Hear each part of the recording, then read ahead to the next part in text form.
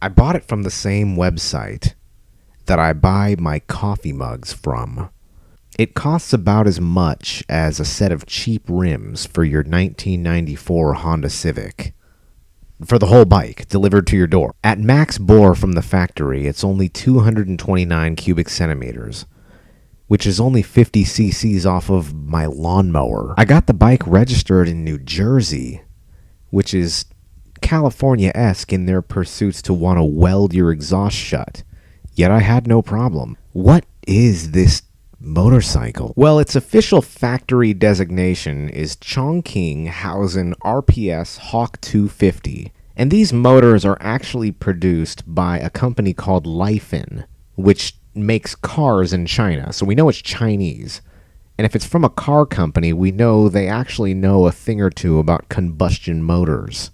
What happens is motorcycle manufacturers purchase these relatively cheap engines, which I believe you can get for about $700 to $800, maybe even a little less on some websites, and they build their own motorcycle around it. They really just turn out to be the same bikes, even with their subsidiaries. You have the Tao Tao, you have the Bashan, you have the Braz. The Hawk is for sale on Amazon, though, and I bought it, and they delivered it to my door for under $2,000. In fact, they're actually going up in price. But I bought my Hawk for, I believe I bought it for $1,400. Well, how's the quality? Have I been babying it? Have I been treating it as a moped on the way to work? Not exactly. My wife submerged it in cold water twice. What the hell? Honey! Oh, I actually got that one, I'm pretty sure. Hang on, I'm coming. Alright, looks like I'm getting wet. Ooh, look at all that gas in the water. Come on. Alright, oh. Alright, need something to grab. Hand me that handlebar. Oh. It was the night before December in New Jersey with absolute freezing cold temperatures. She had just drawn water into the motor through the exhaust, yet the bike started completely fine. There we go. That's all it took. I actually rode it through the entirety of winter, not just spring during peak riding season. I've crashed it into ponds and other small bodies of water. I've slammed down on rock-hard ice before and chipped some of the fenders. I've had it pinned at 50 miles an hour for 30 minutes at a time, just riding through dense sand. I've taken it through nice, easy, marshy environments, and I've taken it through weird, half-burned, half-lively forests. I've completely smoked the cats out of the exhaust before, and gotten trapped in mud more times than I could imagine. In a pinch, I've taken it onto freeway and highway environments, whether to get to work or just for leisurely purposes, but I suppose to myself, what's the most impressive is the utilitarian uses I've found for the Hawk. My buddy's car broke down. He got it towed to my house so we can begin troubleshooting. But I used the Hawk to tow it up the driveway into the garage. I think that's pretty awesome. Well, what about upgrades? What have I done to this particular Hawk? Well, I found an exhaust upgrade that was relatively cheap on Amazon. I put a Nibby aftermarket carburetor on it, which really opened the bike up. I heavily suggest anybody who doesn't have the electronic fuel-injected version to apply this carburetor to their motorcycle if they really want to see a difference.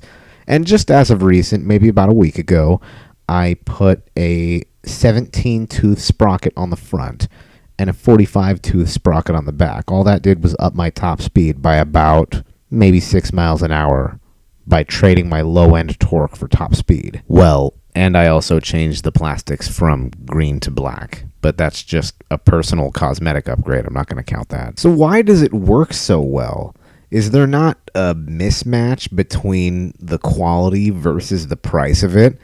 I'd like to think so. Any 15-year-old who worked 2 shifts at their local movie theater or a 7-Eleven could afford this motorcycle. That, to me, is what's so wonderful about this bike, is it puts people on a brand new motorcycle who otherwise wouldn't have been able to do so. So the price point?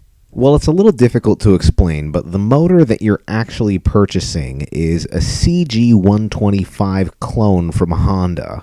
What this Chinese company did was they took the schematics from about a 1987-1985 CG125 and they sized them up to a 250. They just made it bigger, is all. That dipstick looks awfully familiar. How about this oil filter screen bolt? It looks exactly the same. To say that you own a genuine XR250 from Honda might be a little bit of a stretch, but to say that you own a cousin or a distant relative of it, in my opinion, is entirely plausible given how much I've beat on these motorcycles. Honda as a company really speaks for itself. This is a company who, even in the year 2022, has refused to upgrade their XR650 model for the past 40 years, other than making them bigger by 50 cubic centimeters, and still refusing to add any liquid or oil cooling, like the DR650 or the KLR650. Who better to copy an engine from other than the masters themselves? So to achieve this $1,400, $1,500 price point, it doesn't come without its downsides. And if I'm to summarize it up shortly, I would say that the rims aren't the greatest. If you take it off a jump, you'll probably bend a rim or end up having to replace one. The carburetor that it comes with is flat out, it's not the best. If you purchase the motorcycle, you should either put a Nibby or a Mikuni in there. Highly, highly recommended. And then there's the battery.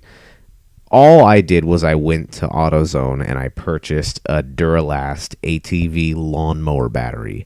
And that pretty much turned that into an entire non-issue. But to sum up my review, if you have the means and you enjoy being an outdoorsman and you like playing in the dirt, or you just want a little bit of adventure, or you just want to putt around town on something that's relatively affordable, then I would say you should probably get one. My Hawk has pretty much already paid for itself with the amount of fun it's given me and the amount of utilitarian use it's given me. That's really all I got to say. Leave any questions you have down in the comments. Take care and please ride safe.